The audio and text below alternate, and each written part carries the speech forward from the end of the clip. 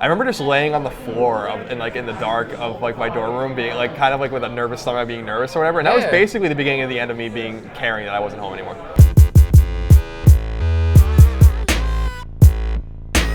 What's up, everybody? Welcome to A Conversation with Colin. I'm Greg, and this is my roommate, Colin. Now, sometimes Colin drinks water, but then he says crazy stuff. So for the final time ever, in the final season ever, thanks for your support on patreon.com/kindafunny, I'm reaching into a random topic pile, pulling one out, tossing it at him, and then talking it out for your amusement. If you like that, like this video, subscribe to our channel, share us with your friends, and of course, keep supporting us on Patreon. Colin, are you ready? Yes. Today's topic is, talk about leaving home. What was it like when you finally left your parents' house? This is from @VenomousFatMan1. You leave Long Island. Yeah. You put your rucksack over your shoulder and you say, "Peace out, world." And I jumped on the train and You rode the rails for 10 years. And here I am, and that's how I found you. Leaving wasn't that big of a deal because I had already lived so many different places. My parents got divorced when I was young, like when I was like 6. Yeah. Or separated when I was 6. And so I lived in Maine, I lived in New Hampshire, and I lived on Long Island until I was 8 or 9, and then I moved to, I think it was 8, and then I moved to New Hampshire, or no, I moved to Maine for 3 years, New Hampshire for 2 years, and then I moved back to Long Island for high school. Gotcha. So I had already gotten a taste of different places, and I'd only lived since I had a memory, basically, of only with my dad or only with my mom. They were never, I don't remember them being together at all. Oh, really? Wow. And so when I was leaving Long Island to go to Northeastern, it wasn't that big of a deal, and I think I got to take baby steps because Boston and Long Island are close. It's like a 5-hour drive. It's literally a 45-minute plane ride between Logan and Long Island Airport, and or JFK if you want to save money. And my mom worked at Northeastern, so she went there and she was an advisor there, and so she was just around. So I was Sure. I always had like a parent around if I was like. Interesting. And so she had her office there, and I would go see her all the time, and I need $20. She'd be like, okay, here you go. And, my mom's a great person, and Betty! And so I wasn't like, it wasn't like this big deal. But I do remember when I moved into my freshman dorm at Northeastern. I lived in Whitehall, for anyone that went to Northeastern or go to Northeastern. Big Whitehall. And I remember being a little nervous and almost scared, and I didn't really know why. And I remember my roommate went away. He was from New Jersey, went away for the weekend. Like the first week we were there, he was like, I'm going back home to get more shit. And I remember just laying on the floor in the dark of like my dorm room, being like kind of like with a nervous stomach, being nervous or whatever. And that was basically the beginning of the end of me being caring that I wasn't home anymore. Interesting. I got to go home all the time. I still have good friends from both places, and it was just the natural evolution. And you really must leave home. Oh, you got to get out of there. It's really surprising. It's so weird to me that it's fine if you live home because of economic reasons, especially after the crash and stuff like that. And it's fine if that's your prerogative. But it's weird to me when people don't want to leave home. Yeah.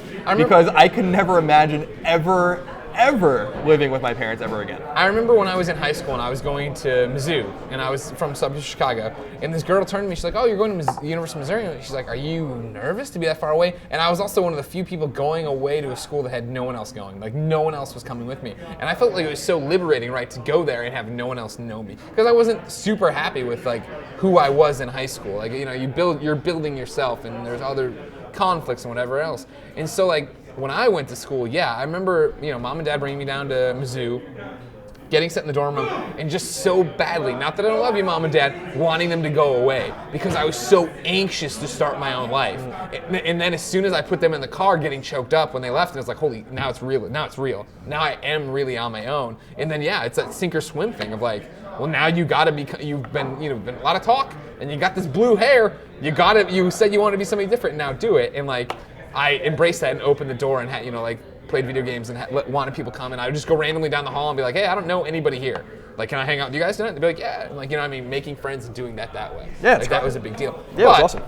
It's funny you bring up, your parents' divorce or whatever when you were 6, right? Because my parents got divorced after I went to college. Yeah, they were waiting for you to go. I agree, you know what I mean? And not in a bad way. Again, Mom, I'm sure she's crying and watching this. But I agree that wanting, as a parent, wanting to give your child this sense of home or whatever. So then when they split up and everything went away, I remember I wanted them to be happy. I'm very much of you're not happy in a relationship, and the relationship, get out of the relationship, you know what I mean? But then when Dad sold the house. I remember that was like the most gut check moment of like going back there and being an adult and walking around just sobbing and taking photos of the house that I've never ever looked at again, of course. But like, you know what I mean? Like I just like wanting that one thing. Cause like for me, once that was removed, that's when, you know, my life turned over to Portillo's home. Portillo's home base. Cause that's like my one now touchstone. This is where, you know, Mom, Dad used to take me. This is where Grandma used to take me on half days and this, that, and the other. Like that's why Glendale Heights Portillo's on North Avenue means so much to me.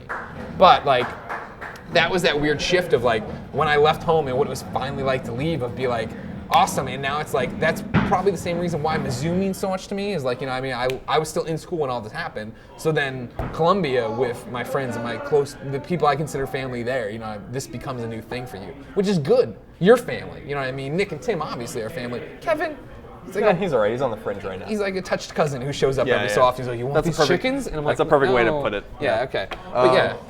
Yeah, I you know, it wasn't a traumatic thing for me. Like, what's weirder to me is like when people just don't want to leave or don't ultimately leave at all. Like, I'm like, that's weird. Like it's not weird if you're 21, 22, 25, and like you're home and you're saving money and it's difficult. You have to go home because the bottom fell out and you need to like you know.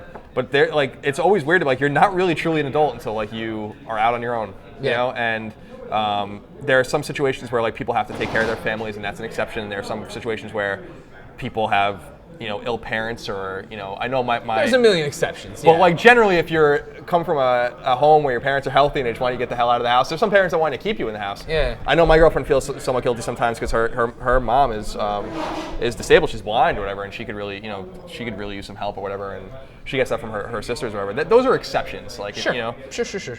But I've known people that just won't leave, and I'm like, you don't really know what it's like to not to pay rent or to like worry about where the groceries are coming from.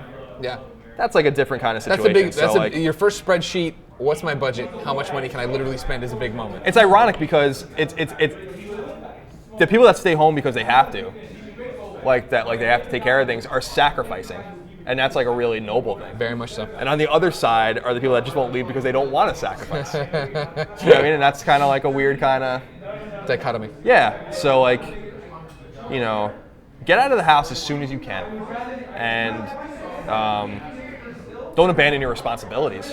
If you have like an elderly parent or something like that, obviously take care of those things, but get out of that fucking place as soon as you can, and you'll understand, you know, exactly what it is to be an adult and the things that you have to worry about and things that are scary about being an adult that your parents had to worry about, and ease up on your parents and give them a break. Yeah, that's the big thing too, is like I'm sure my dad was like, God, thank God. Get the hell out of here. You know, get out of here. That's what I think about when you see all of our friends now having babies, and I'm like, oh man, you just fucked up your life so bad. And it's like, when it's fucked for 18 years. And then eventually it'll be, all right, fine, he comes back for Thanksgiving. Maybe he brings a bottle of wine. Maybe. That's Probably not. Being a parent. Thanks, Colin. Yeah, no problem.